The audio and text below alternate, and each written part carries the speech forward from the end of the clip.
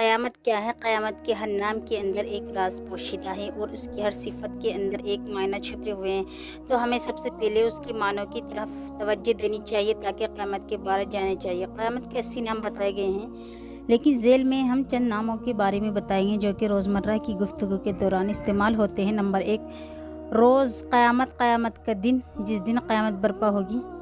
اور اس بیان کو سننے سے پہلے ہمارے چینل کو زیادہ سے زیادہ لائک اینڈ سبسکرائب ضرور کریں۔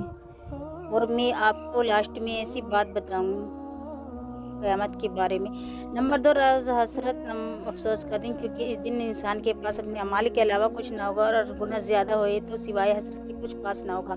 نمبر 3، روز ندامت، شرمندگی کا دن، جس شخص نے ساری عمر دنیا میں اللہ تعالیٰ کی نافرمانی کی، اس کے احکام پر عمل نہ کیا، تو قیامت کے دن جب وہ اللہ تعالیٰ کے حضور پیش ہوگا تو سوائے ناکامی کی کچھ نہ ہوگا اور ایسی شرمندگی اٹھانی پڑے گی کہ نمبر 4، روز قصاص، بدلے کا دن، قیامت کے دن اللہ تعالیٰ انسان کو دنیا میں کئی نیکیوں عبادات کے بدلے اجر دے گا، اور یہ بدلہ صرف اللہ تعالیٰ کی ذات کے سوائے کوئی نہیں دے سکتا۔ نمبر 5، روز عذاب کا دن، قیامت کے دن ہر ایک کو اس کے لیے کی سزا اور جزا ملے گی۔ اگر دنیا میں اچھے کام کیے ہوں گے تو اسے جزا اور نہ اسے سزا یعنی عذاب ہوگا۔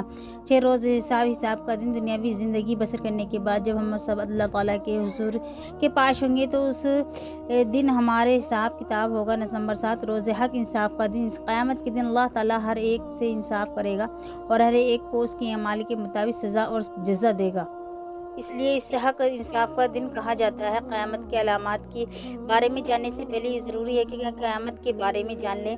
قیامت کے جاننے سے پہلے ہمارے چینل کو لائک اینڈ سبسکرائب ضرور کریں۔ قیامت کے سور اسرافیل اس خوفناک چیخ کا نام ہے جس نے پوری کائنات میں زلزلہ آ جائے گا۔ اسے ہمہ گیری زلزلہ کے ابتدائی جھٹکوں سے ہی وحشت زدہ ہو کر دودھ پلانے والی مائیں اپنے دودھ پیتے بچوں کو بھول جائیں گی، حاملہ عورت کے حمل ساقط ہو جائیں گے اور آہستہ آہستہ پوری کائنات موت کی آغوش میں چلی جائے گی۔ قیامت کے دن بہت سے معنی ہیں، مگر اس عظیم کے دن بارے میں کوئی نہیں جانتا کہ یہ کب آئے گی۔ اگرچہ اس دن کے بارے میں سارے انبیاء کرام علیہ السلام اپنی امتوں کو بتائے چلے آئے ہیں، مگر اللہ کے آخری رسول محمد صلی اللہ علیہ وسلم نے آ کر بتایا کہ قیامت قریب آ پہنچی ہے۔ میں اس دن میں اللہ کا آخری رسول ہوں۔ قرآن کریم میں قیامت کے بارے میں سورہ النازعات میں ہے کہ بے شک قیامت کی خبر اللہ ہی کو ہے۔ یہ لوگ آپ سے قیامت کے متعلق پوچھتے ہیں کہ اس کا وقوع کب ہوگا، اس کے بیان کرنے سے آپ کا کیا تعلق ہے؟ اس کے علم کا تعین کا مدار صرف آپ کے رب کی طرف ہے۔ قرآن پاک میں اللہ تعالیٰ نے جگہ جگہ قیامت کے بارے میں فرمایا۔ سورۃ القاریہ میں اس بارے میں کہا گیا کہ ترجمہ جھڑ کھڑانے والی کیا ہے اور کھڑکھڑانے والی کیا ہے، تو کیا ہے سمجھا کہ وہ کھڑکھڑانے والی جس دن لوگ ہوں گے بکھرے ہوئے پتنگے جیسے اور پہاڑ جیسی روئی دھنی ہوگی۔ علامہ شبیر احمد عثمانی نے اپنی تفسیر میں یوں ارشاد فرمایا کہ قیامت میں مراد ایسی سخت آواز ہے جس سے کان بہرے ہو جائیں گے۔ اس وقت ہر ایک کو اپنی اپنی فکر پڑی ہوگی۔ احباب قریب کے ایک دوسرے کو نہ پوچھیں گے بلکہ اس سے خیال کہ کوئی میری نیکیوں میں نہ مانگے، اپنے حقوق کا مطالبہ نہ کرے، اور وہ ایک دوسرے سے بھاگیں گے۔